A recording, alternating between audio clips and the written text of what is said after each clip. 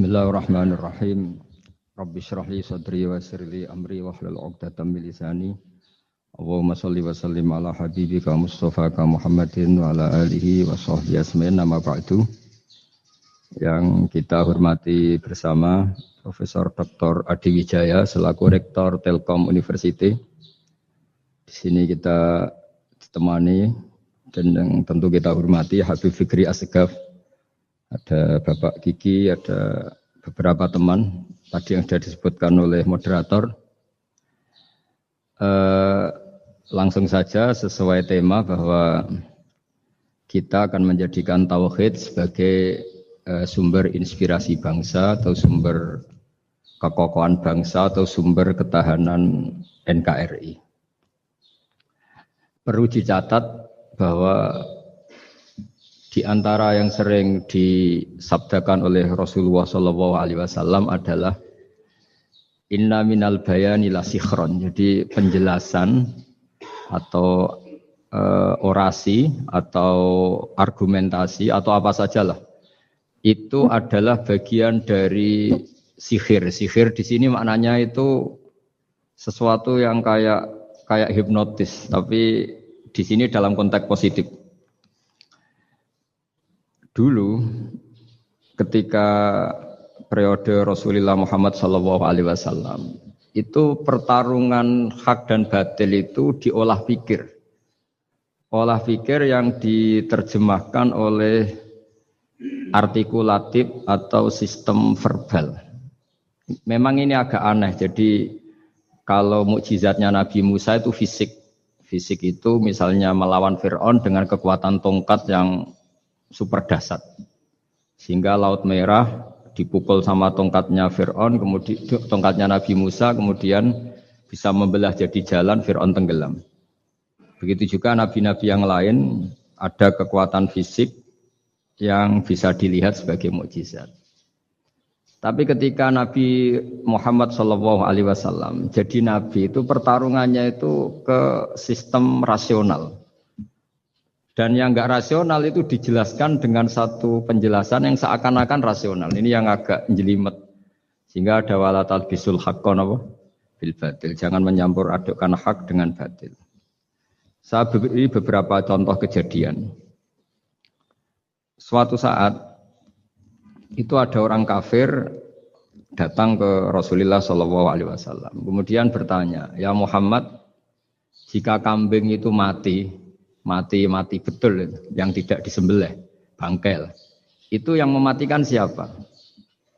Karena Nabi itu orangnya ummi itu lugu, ya yang mematikan Allah. Terus jawabannya si orang kafir tadi, agama kamu itu aneh. Yang dimatikan Allah langsung haram, tapi yang lewat tangan-tangan manusia yang berlumuran dosa halal katanya. Sehingga terus jadi logika yang kok iya ya gitu. Harusnya yang dimatikan Allah langsung kan orisinil gitu. Sehingga orang terus terbelalak, seakan-akan ini hebat ya. Dan resikonya Nabi Habib Fikri, resikonya itu enggak boleh fahisan mutafahisan.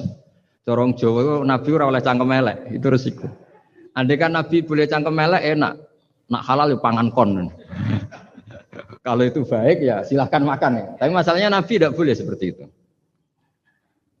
Andai kan tidak Nabi kan gampang, ya sudah kalau halal ya silahkan makan. Masalahnya Nabi tidak boleh apa? Enggak boleh berbicara kasar, enggak boleh berbicara buruk. Terus ada lagi beberapa kejadian yang seperti itu, yaitu masyhur suatu saat Sayyidina Ali didatangi seorang kafir juga Yahudi. Ali, kakimu angkat satu, diangkat sama Sayyidina Ali.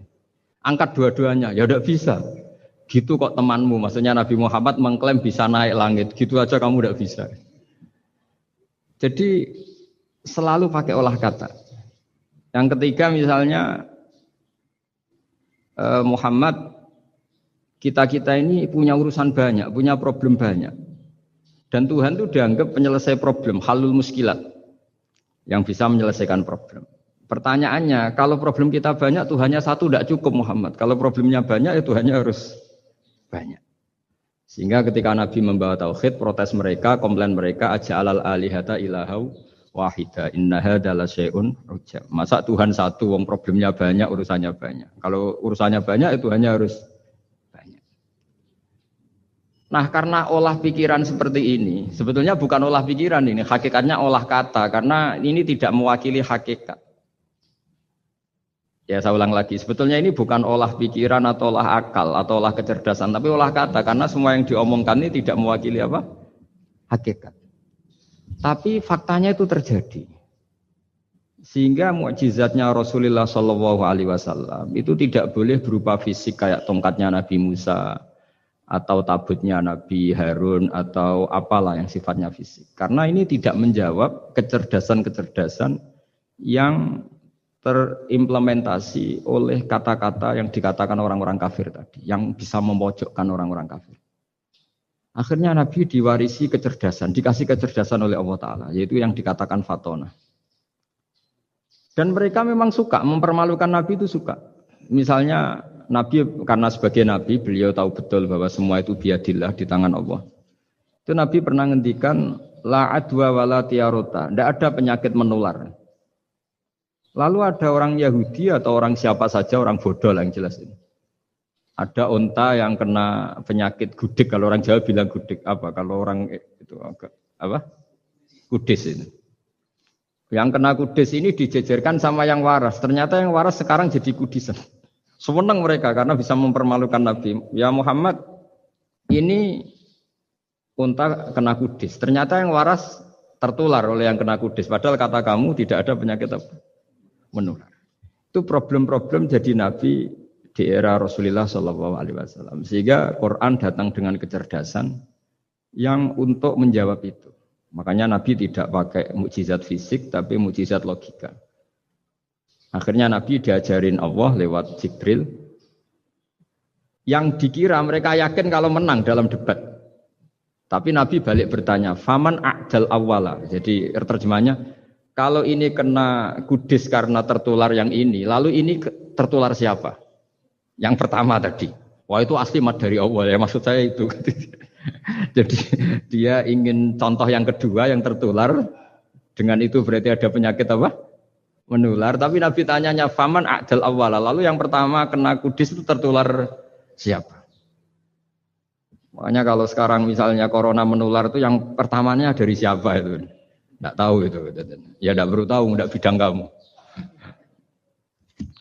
Jadi ini saya mau cerita. Jadi logika-logika yang dibangun orang kafir itu sebenarnya bukan logika, tapi olah kata. Dan orang kafir itu paling pintar. Karena mereka itu penyair. Penyair itu kalau sekarang modern mungkin mirip-mirip jurnalis atau mirip apalah. Bisa mengubah apa saja. Apa yang sebetulnya baik dikesankan buruk atau sebaliknya. Sehingga ini menyusahkan karena Nabi harus ngendikan hakikat, harus mengatakan sesuatu yang nyata dengan bahasa yang benar. Sementara mereka mengatakan kebatilan dengan penjelasan yang baik. Ini ribet kan? Sehingga dalam banyak percekcokan ya. Itu susah dicari jalan tengah karena sama-sama mirip, kebenaran ini sama-sama mirip. Jadi misalnya yang masyhur dalam satu peristiwa besar, konflik antara Sayyidina Ali dan Sayyidina Muawiyah. Itu konflik yang nggak bisa dihindarkan, gara-gara kalimat, gara-gara kata-kata. Makanya sekeras-kerasnya pedang atau senjata itu masih keras apa? Kata-kata atau polemik lah atau apalah. Karena sekarang itu agak susah membahasakan. Ketika konflik Ali dan Muawiyah, itu ada orang bilang, ya sudah, nahkum bi kitabillah. Sudah sekarang kita kembali ke kitabillah. Itu mereka megang mushaf. Mushaf ini yang saya pegang namanya mushaf. Seakan-akan itu benar karena orang Islam harus kembali kepada kitabullah. Pertanyaannya lalu Ali kata Ali, fadharabal mushafa biyadihi. Sayyidina Ali nepuk mushaf ini keras sekali. Sal hadal mushaf kata Sayyidina Ali. Kalau kita harus kembali ke Quran, coba tanya ini. Mushaf ini ya, mushaf seperti milik saya ini. Akhirnya orang-orang Khawarij bilang, innama huwa warakun wa madadun. Itu hanya kertas sama tulisan. Bagaimana mungkin kita bertanya? Pas itu adalah orang Khawarij itu orang yang enggak mau ngakui Ali, juga enggak mau ngakui Muawiyah. Dan Sayyidina Ali sama Sayyidina Muawiyah sudah sadar mau bikin mediator, mau bikin solusi jalan tengah. Jadi sebenarnya dua beliau itu orang baik, gara-gara diprovokasi orang Khawarij terus jadi bentrok. Orang Khawarij bilang, nggak ada Ali, nggak ada Muawiyah, yang ada adalah kitabullah, yaitu mushaf. Benar, secara zahir benar, memang orang Islam harus kembali ke mushaf. Tapi Sayyidina Ali pinter, sal hadal mushaf. Kalau gitu, tanyakan mushaf itu. Ketika Sayyidina Ali dan Sayyidina Muawiyah sudah sepakat bikin perdamaian. Akhirnya singkat cerita, innama huwa raqun wa wadadun, kata orang-orang Khawarij, itu hanya kertas dan pena. Kenapa bisa disuruh atau diminta jawaban? Terus kata Sayyidina Ali, enggak bisa toh kamu tanya mushaf, ya enggak bisa. Makanya tanya saya katanya. Akhirnya Sayyidina Ali memberi penjelasan, wa in khiftum shiqaqa bainihima fab'asu hakamam min ahli wa hakamam min ahliha. Jika dua mempelai suami istri itu ngalami konflik, di mana-mana orang konflik roh raine serasa seneng nek. Kita kalau sedang marah, semuanya lah kalau sedang marah sama istri itu roh raine serasa seneng. Jadi sing ganteng ra ketok gantenge, ketok elek etok. Sehingga kalau ngomongi anaknya, dasar nakal kok bapaknya gitu. Bapaknya gitu, nanti dasar cerewet koyo ibuke. Makanya alhamdulillah banyak anak kita yang mewarisi nakalnya bapaknya dan nakalnya ibunya. Karena sabdonya mesti seperti itu. Jadi anak kita ini korban cara ngomong kita. Maka kita tidak wali itu harus syukur karena omongannya enggak mandi. Itu kalau kita wali, itu anak kita jadi orang buruk semua. Karena kita ngomong dasar goblok koyo ibuke. Dari ibuke dasar nakal koyo bapake. Berarti anak kita punya status goblok dan nakal. Tapi alhamdulillah yang ngomong itu tidak wali sehingga diabaikan saja sama Allah. Gak penting. Ngomongannya orang tidak wali itu tidak penting. Makanya tidak wali itu tetap punya sisi positif. Kalau ngomong tidak ngefek. Tapi kalau wali itu direspon sama Allah.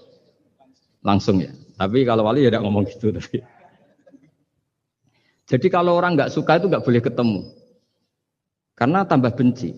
Sehingga butuh mediator. Itu sudah, ini termasuk ilmu psikologi Quran. Kalau orang sedang tidak cocok itu nggak boleh ketemu. Pakai apa? Mediator.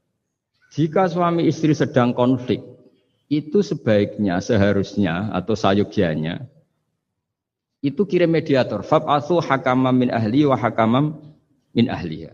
Iyurida islaha yuwaffiqillahu bainahuma. Terus kata Sayyidina Ali, wa amru ummati Muhammad a'zamu min amri rajulin wa imra'atin.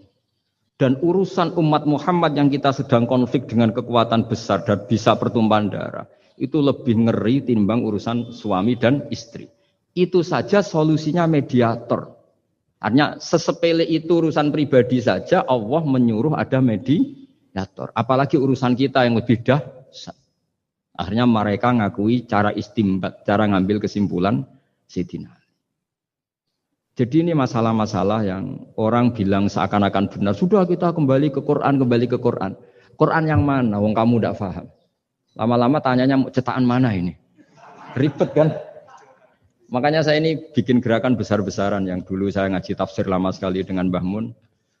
Ngaji sama bapak saya, sekarang alhamdulillah sering diskusi sama Pak Quraisyab. Karena kita ini butuh. Dan saya punya teman akrab Gus Zofur juga doktor tafsir. Ya, kalau kamu ingin tak sebut ya punya teman kalian semua untuk mengkaji apa? Tafsir. Itu memang kita butuh. Karena Quran itu teks. Teks itu harus difahami ahlinya. Tapi ketika orang ngomong, ayo kita kembali ke kitabullah, itu kembali yang apa? Terus tentang apa? Sehingga banyak orang yang entah saking angkuhnya, entah saking benarnya tidak tahu. Saya tidak mau kembali kepada Quran. Kenapa? Saya tidak pernah keluar, saya di situ. Kembali itu kan sudah keluar baru kembali. Itu entah saking angkuhnya, entah saking benarnya tidak tahu. Mau kamu katakan angkuh yang masuk akal? Saya tidak mau kembali. Saya tidak pernah keluar. Memang saya sudah di situ.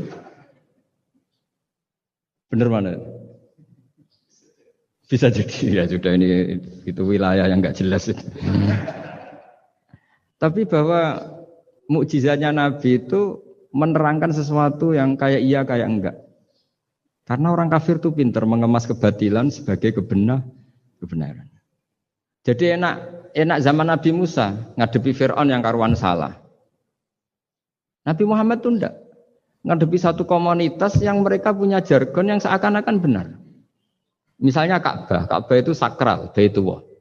Orang kafir itu percaya keramatnya Ka'bah, percaya sehingga mereka kalau bikin berhala itu harus dekat Ka'bah, bentuk barokah Ka'bah, gak kurang ajar gimana. Maka berhala-berhala itu paling banyak di dekat Ka'bah karena supaya apa? Dapat barokahnya Ka'bah. Ribet kan? Kamu kafirkan tuh percaya barokah Ka'bah, tidak dikafirkan itu kurang ajar. Ka'bah kok jadi ruwet. Ribet hanya ngadepi. Itu susah memang ngadepi logika ya. Makanya kan apa ya, kayak kita ngerawat anak itu. Mau dilonggar nanti manja terus goblok. Mau dikerasin nanti minggat, ribet kan. Jadi ngelola kebenaran itu tidak gampang. Lalu Nabi datang bil haqqil bayyin, dengan kebenaran yang nyata. Dimulailah dari surat diantaranya lam yakunil ladzina kafaru min ahlil kitab wal musyrikin munfakina hatta ta'tiyahumul bayyinah. Bayyinah itu siapa? Rasulun minallah yatlu suhufam mutahharah. Orang-orang kafir baik berkategori ahli kitab yaitu Yahudi Nasrani maupun yang berkategori orang-orang musyrikin yaitu orang-orang yang menyekutukan Allah yang non samawi, yang tidak punya kitab samawi. Itu tidak mau tercerabut, munfakin itu tidak mau tercerabut dari akar mereka hatta ta'tiyahumul bayyinah. Sehingga datang kebenaran yang begitu nyata, begitu jelas. Saking jelasnya siapapun mau tahu.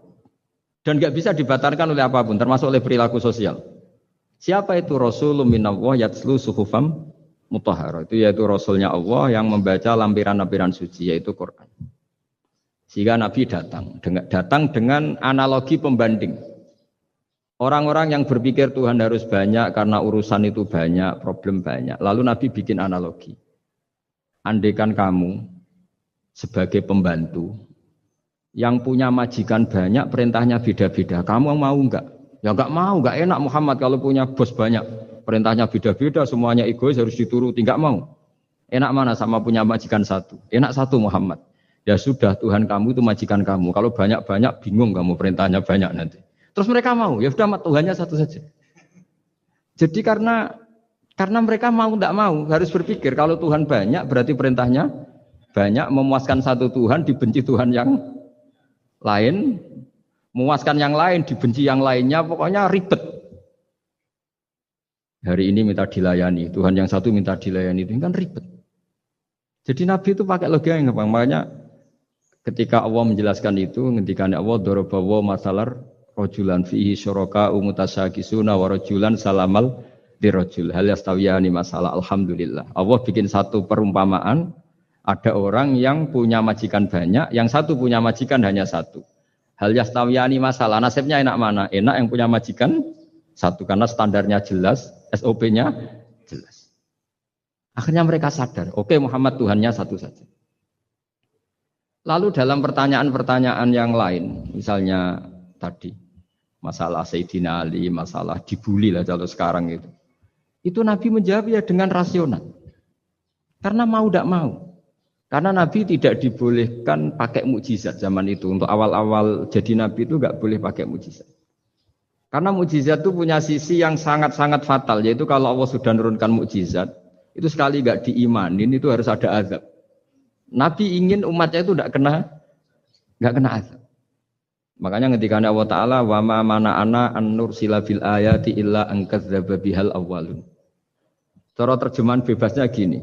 Muhammad, saya tidak ngasih mukjizat kamu kayak Nabi Musa, kayak nabi-nabi sebelum kamu yang berupa fisik. Itu problemnya satu, sekali saya menurunkan mukjizat, tren umumnya ini didustakan. Ketika didustakan, saya punya alasan menyiksa, wong sudah tak perlihatkan sebegitu jelas kok tetap didustakan. Maka sekali saya menurunkan mukjizat, kata Allah, wa ma nursilu bil ayati illa takhwifa. Saya memberikan satu ayat itu hanya warning, hanya peringatan bahwa ini akan ada bahaya azab. Sehingga karena pilihannya itu Nabi milih gak ada mukjizat yang seperti nabi-nabi sebelumnya. Milih mukjizat yang ilmiah, yaitu Al-Quran yang kita warisi sampai sekarang. Alhamdulillah. Karena kata ulama-ulama, nah ini pentingnya penjelasan. Andaikan mukjizat kita itu hanya tongkat, maka hanya ada di museum. Kita lihat tongkatnya Nabi Musa mungkin klaimnya ada di Turki. Mukjizat tabut kita lihat lagi di ya di manalah tempat di museum apa. Tapi kalau mukjizatnya Al-Quran, itu umatnya Nabi akan merasakan nikmatnya ila yaumil kiamat. Misalnya kita dalam bersuami istri atau dalam berkeluarga atau dalam bermasyarakat. Itu Quran kalau nasihati kita gampang sekali. Misalnya wa ashiruhunna bil ma'ruf. Fa in karihtumuhunna fa asa an takrahu syai'a wa yaj'alallahu fi khairan katsira. Sudahlah kalau sama istri itu yang baik. Jika ada watak istri yang kamu enggak suka, dalam ketidaksukaan kamu itu ada kebaikan yang banyak. Kamu enggak suka karena kalau istri kamu sering marah, kamu enggak suka. Sukanya yang senyum. Tapi kalau senyum terus sama orang lain juga senyum, ribet kan kamu. Jadi sudah anggap saja ada hikmahnya. Semua itu ada hikmahnya. Kalau istri kamu marah tidak kelihatan marahnya, dipendam, itu enggak ekspresif. Cara akting sinetron enggak masuk itu. Tapi kalau marah kelihatan marahnya itu ekspresif, itu kecerdasan itu apa? Bisa menumpahkan keinginan. Wah itu bagus ini. Jadi disuruh lihat sisi apa? Positif. Imam Syafi'i itu pernah ketemu seseorang yang di depan beliau cium tangan hormat. Suatu saat dikasih tahu sama santrinya yang lain. Orang yang mencium kamu, wahai Imam Syafi'i itu di belakang ngerasani kamu, bully kamu. Kata Imam Syafi'i, baguslah. Kenapa? Berarti saya wibawa, di depan saya tidak berani. Jadi enteng saja. Beliau dikasih tahu, tetangga kamu banyak yang benci engkau ya Imam Syafi'i. Baguslah, tidak akan utang saya. Justru yang kenal-kenal itu yang utang-utang itu. Jadi enteng terus. Jadi dunia ini dianggap gampang saja. Coba kalau istri kamu sedang rukun sama sedang marah itu murah mana? Murah marah. Kalau rukun minta ke mall pusing. Jadi ulama dulu itu murah mana? Marah sama rukun. Kalau sedang harmonis minta ke mana? Mahal kan? Kalau pas marah.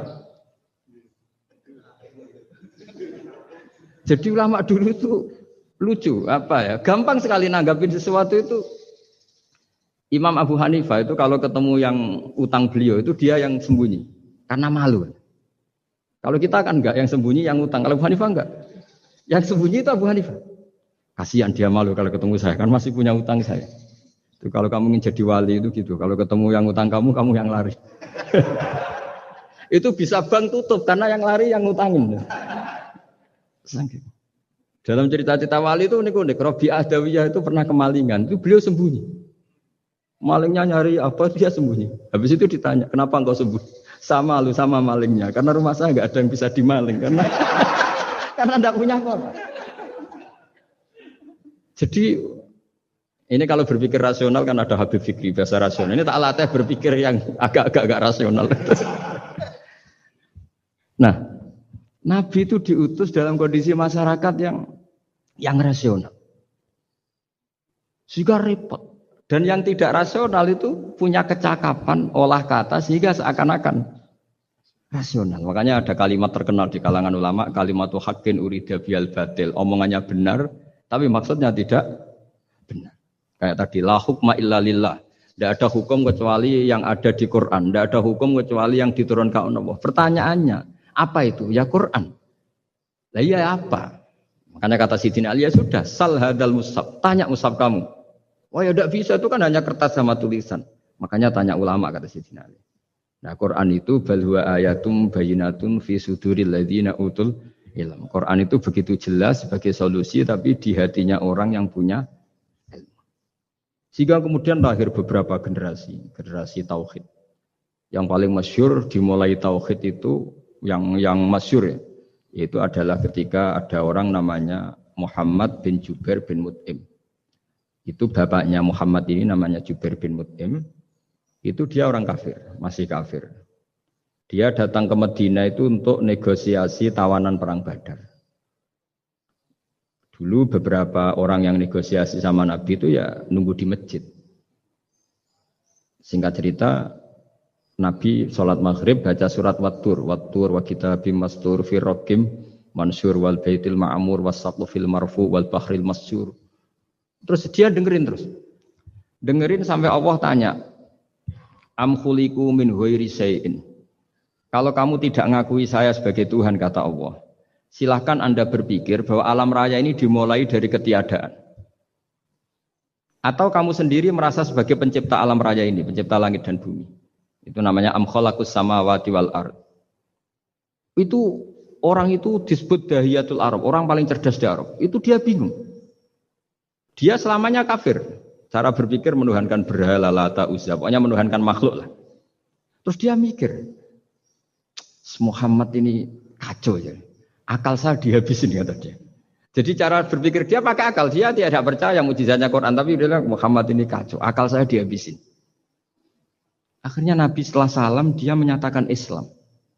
Karena kata dia Muhammad, akal saya habis oleh apa yang kamu baca. Nah ini saya mau menerangkan tauhid sebagai inspirasi. Yaitu logikanya gini, langit bumi ini kan wujud itu punya eksistensi. Kalau langit bumi ini wujud, alam raya ini nyata, lalu kamu mengatakan sebelum alam raya ini ketiadaan, berarti ada satu kesimpulan ketiadaan menciptakan yang ada. Itu malah gendeng bareng. Logikanya kan nggak kena. Al-adamu yakhluqu maujudan, sesuatu yang nggak ada menyebabkan atau menjadikan sesuatu yang ada. Akhirnya padahal pertanyaannya tadi gitu, ya sudah kalau kamu nggak percaya saya sebagai Tuhan, sebagai pencipta awal, sudah tidak usah Tuhan-Tuhanan. Tapi ya mari goblok bareng dengan mengatakan bahwa alam yang ada ini diciptakan oleh sesuatu yang tidak ada. Jadi super, saya tidak mau goblok Muhammad, sudahlah iman saja saya, karena saya tidak mau goblok. Jadi agama ini datang dengan keceriaan berpikir. Sehingga Ibnu Hajar al-Asqalani mengatakan hadatin ja'a bil iltizat al-aqli. Agama ini datang dengan kenyamanan berpikir.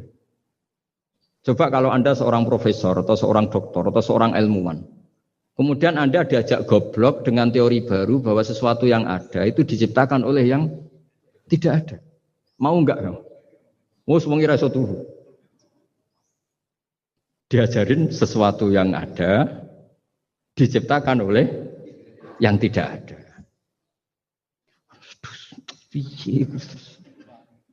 Gak keren lah. Gak boleh saya lurus itu. Jadi tauhid itu. Nah, kemudian lahir ulama-ulama baru yang cara ngarang sama. Ini kitab yang dulu saya ngaji sama Syekhina Kiai Maimun Siber Mbah Mun. Itu kemudian ulama-ulama baru, kata Yai Mbah Mun itu juga bapak saya sering pesen, orang itu harus tahu zaman. Menerangkan tauhid itu kalau ulama dulu itu dimulai dari kalimat yang mungkin yang ngaji saja bingung. Al-alam mutaghayyir wa kullu mutaghayyir hadis la budda mim muhdits. Itu sampean dengar mesti bangun jimat itu apa itu? Itu doa apa gitu. Doa jalbur rizki apa gitu. Padahal itu logika. Tapi terus ulama-ulama modern itu ngarang seperti ini ada gambar. Ini kitab yang saya dulu ngaji sama Mbak. Itu digambar seperti ini. Maksudnya digambar seperti ini gini, penjelasannya gampang. Sampean kalau gambar seruat apapun, misalnya gambar gedung tingkat 5 atau gambar gunung atau gambar apa saja. Mbok seruat apapun gambar itu dimulai dari satu titik. Tadi hadhil awalim kulluha, bahwa alam semua ini dimulai dari nuqtatil wujud, ada titik wujud. Dan karena ini wujud penyebab harus bersifat awal. Makanya Allah itu selain wujud harus bersifat al-awwal. Kalau bahasa pondok al-qadim. Karena tidak mungkin yang menciptakan kemudian kalah dulu dengan yang diciptakan. Begitu juga Imam Al-Amudi. Imam Al-Amudi itu jadi wali itu karena dia ahli matematika. Sampai muridnya itu eskal. Ini guru saya masuk surga enggak. Kalau ngajar itu senangnya ngajar matematika. Beliau ahli usul fikih, ahli fikih. Tapi senangnya ngajar matematika. Sampai muridnya sanksi, ini masuk surga enggak ya? Walhasil dalam cerita keramat beliau, sama ndak usah terus saya ndak percaya, kamu ndak wali kok ndak percaya gimana? Ribet sekarang itu, orang kalau nggak nekuni sesuatu terus nggak percaya, ribet kan? Itu beliau masuk surga itu dijamin dapat surga itu karena ngajar matematika. Tapi di hati beliau hanya satu, matematika adalah satu ilmu yang dimulai dari angka 1. 0, itu tetap dimulai dari 1, nggak bisa. Akhirnya beliau cerita, angka 2 atau 3 nisbatul wahid wal isnaini ila mi'ah wa ila ma la nihayatallah, semuanya sama, nisbatul far'i ilal asli, kata beliau. Mbok angka 2, 3, 1000 sampai 1 miliar itu perbandingannya dengan angka 1 apa hubungannya? Al-far'i ma'al asli, yaitu angka 23 adalah cabang dari angka 1. Jadi alam raya sebanyak apapun, ada galaksi, ada Mars, ada apa saja, tetap dimulai dari wujud yang 1, yaitu wujudnya Allah Subhanahu wa ta'ala. Jadi beliau menjadikan matematika sebagai alat perangkat untuk tahu tauhid, bahwa alam raya ini dimulai dari al-wujudul wahid, wujud yang 1. Makanya kul huwallahu ahad, Allahus somad, lam yalid walam yulad, dan seterusnya. Nah, makanya ketika orang menyoal hukum adat yang menipu kita, adat itu sunnatullah yang kita lihat. Itu Quran mesti mengembalikan wahwaladzi yabda'ul khalqa tsumma yu'idu wa huwa ahwanu alaih. Sebagian di surat Yasin diterangkan ansha'aha awwala marrah. Ketika kita lama sekali, namanya manusia itu lahir dari seorang bapak dan ibu, ini lama sekali. Yang namanya telur itu lama sekali lahir dari ayam, keluar dari ayam. Yang namanya pohon besar itu mesti dari biji yang kecil. Karena lama itu terjadi, seakan-akan kita ngomong, kita berkeyakinan, tahu-tahu ada pohon besar itu muhal. Tahu-tahu ada manusia ini muhal. Makanya ketika ada figur yang bernama Isa bin Maryam, itu orang kafir Yahudi, itu menolak. Bagaimana mungkin ada manusia tanpa bapak? Oke, itu menyalahi prosedur lazim, protap lazim. Tapi kata Allah gimana? Inna masalah Isa indallahi kamasali Adam. Kalau Isa mohal karena tanpa bapak, harusnya Adam lebih mohal karena tanpa bapak, tanpa ibu. Jadi artinya apa? Allah tetap mengingatkan bahwa kudroh saya yang pertama itu menjadikan semuanya mungkin tanpa perangkat adat. Maka kitab ini yang saya baca ini, milik Sayyid Husain Afandi ini, itu menjelaskan bahwa hukum adat itu menipu. Saya ulang lagi, hukum adat itu menipu. Ketika ayam mengeluarkan telur, telur kemudian menjadi ayam lagi. Terus kita berdebat, telur sama ayam dulu mana? Menurut Anda milih mana? Milih apa? Telur. Kalau ini, yang kubu sebelah ini. Ayam apa telur? Telur. Ayam. Ayam lahir dari. Nah, pertanyaannya begini kalau menurut tauhid. Ketika lazim kalau telur itu nanti suatu saat jadi ayam, terus ayam kemudian lazim mengeluarkan telur. Ketika Anda mengatakan mungkin kontribusi Anda terhadap kemungkinan itu apa? Kan sama, Anda tidak ikut menciptakan. Wong tidak ikut menciptakan kok menvonis mungkin tidak mungkin. Kamu itu hanya saksi. Makanya pertanyaannya Allah, loh ketika itu kamu anggap mungkin, kontribusi Anda itu apa? Kan hanya melihat. Kamu sendiri tetap tidak mampu bikin telur, Anda juga tidak mampu bikin ayam. Artinya meskipun telur jadi ayam, ayam jadi telur sampai kiamat, tetap ada kontribusi kudrohnya Allah Subhanahu wa ta'ala. Bukan berarti berdiri sendiri, wong kamu yang bilang mungkin ya nyatanya enggak berkontribusi. Sehingga kalau suatu saat Allah bikin telur dari batu, atau ayam keluar dari batu, bagi Allah itu enggak masalah. Tapi bagi kamu masalah. Bagaimana mungkin hewan keluar dari batu? Ini logikanya gimana? Loh memangnya ketika telur dari ayam itu logika kamu gimana coba? Kamu ikut bikin enggak? Nah ini di sini pentingnya mukjizat. Akhirnya Allah bikin mukjizat, ada satu onta besar keluar dari batu, yaitu mukjizat Nabi So. Kamu memasalahkan, ini gimana onta kok keluar dari batu? Lalu kalau Allah tanya kamu, gimana telur keluar dari ayam? Loh ini biasa, Gusti mungkin. Memangnya kamu bisa? Berarti bagi orang yang tauhid, yang wali, keluarnya ayam dari telur sama onta dari batu itu nisbatnya sama. Sama-sama semuanya di luar kontribusi kita. Kenapa yang satu kamu katakan mungkin, yang satu kamu katakan tidak mungkin? Toh kamu sama-sama tidak terlibat. Itu cara berpikir tauhid. Artinya apa? Orang-orang wali atau orang-orang alim meskipun melihat telur keluar dari ayam tiap hari tetap subhanallah, subhanallah, Allahu akbar. Karena ini keajaiban. Tapi kamu kan enggak taunya ajaib itu yang aneh-aneh itu. Makanya banyak cari kiai aneh yang gondrong yang enggak pernah mandi gara-gara kamu itu suka aneh itu gara-gara. Dong ini ya. Dong itu tahu ya. Jadi mbok sesering apapun alam raya ini ada siklusnya. Biji jadi pohon, pohon kemudian keluarkan buah, buah ada biji. Semuanya yang berkontribusi hanya kudrohnya Allah Ta'ala. Tidak mengikat Allah. Allah bisa bikin tanpa itu semua. Makanya Allah selalu memperbarui mukjizatnya. Termasuk ada onta besar keluar dari batu. Yaitu mukjizatnya Nabi Soleh.